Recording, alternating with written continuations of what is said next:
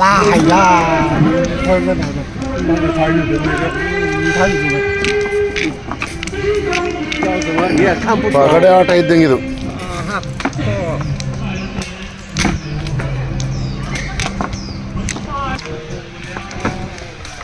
ಈಗ ಸಮಯ ಬೆಳಗ್ಗೆ 9 ಗಂಟೆ ಆಗಿದೆ.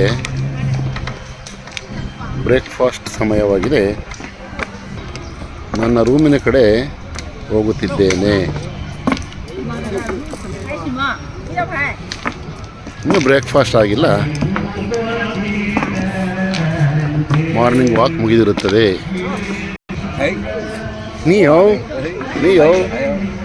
ಕಾಯ್ ತಿಂಬುದಾ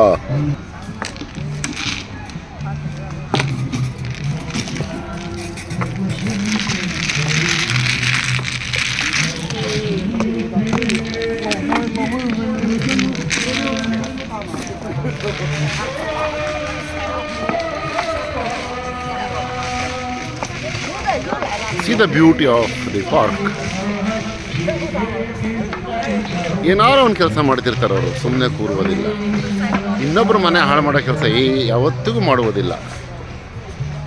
Today I am ending this video.